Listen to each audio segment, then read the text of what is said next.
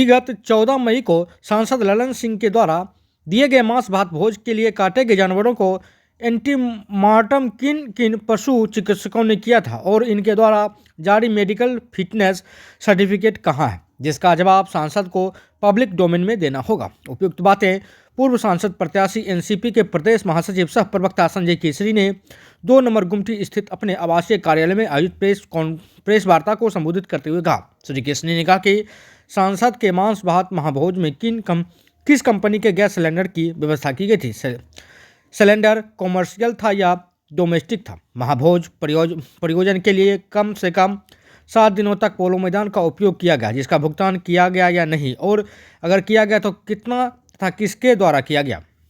श्री केसरी ने सवालिया लहजे में कहा कि एक बकरा कम से कम 10,000 रुपये में आता है, तो दावे के अनुसार 4,000 बकरों का खर्च 4 करोड़ रुपया का भुगतान महाभोज के लिए किसने किया तथा इस हिसाब से महाभोज में खर्च हुए अनुमानित राशि 6 से 7 करोड़ रुपये कहां से आए, इसका जवाब सांसद ललन सिंह को देना होगा। वहीं श्री केसरी ने आगे क्या कुछ कहा, आइए उसे सुने।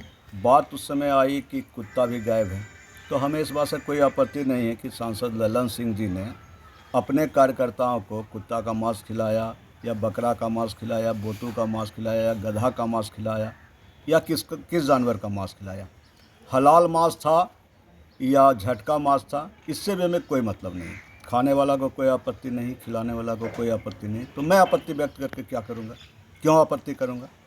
लेकिन सवाल यह उठता है कि इन 4,000 से अधिक जानवरों का जो कत्ल किया गया, ऐसे जानवरों का एंटीमार्टम किसके द्वारा हुआ, किन किन पशु चिकित्सकों ने ऐसे जानवरों का एंटीमार्टम किया और प्रमाण पत्र दिया, मेडिकल फिटनेस सर्टिफिकेट, कि ऐसे जानवरों का मांस संक्रमित नहीं है, प्रदूषित नहीं है, खाने योग्य है।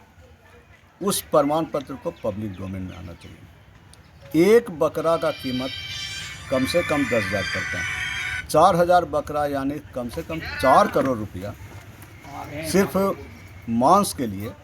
भव्य पंडाल, टेबल कुर्सी, बर्तन बासन, अनेक तरह के खर्च, कम से कम अनुमानित लागत कम से कम 7 करोड़ रुपया। इसकी व्यवस्था किसने की? पब्लिक डोमेन में सांसद ललन सिंह जी को इस बात की इसका जवाब देना होगा। 7 दिनों तक पोलो मैदान पर कब्जा किया गया महाभोज के लिए। पोलो मैदान का किराया जिला प्रशासन को दिया गया या नहीं दिया गया, किसने दिया, किस माध्यम से दिया, कितना किराया दिया, इसकी जानकारी भी देनी होगी सांसद महोदय।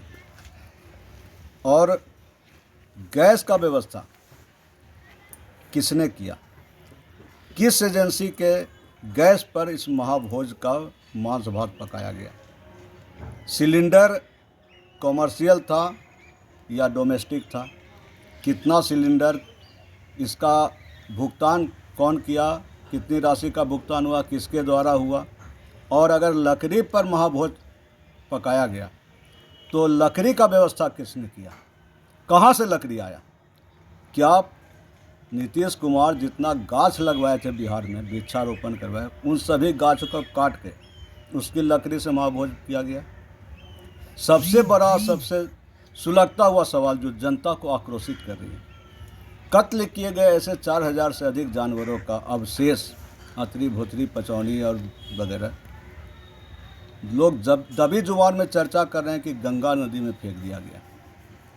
अगर ऐसा है तो सांसद ललन सिंह जी, आपको जवाब तो देना ही होगा कि गंगा मैया जो हमारी आस्था का केंद्र है, राष्ट्रीय धरोहर है, गंगा को साफ रखने के लिए अरबों खरबों रुपया खर्च किया जाता है, गंगा नदी में ऐसे जानवरों का अवशेष क्यों फेंक दिया गया?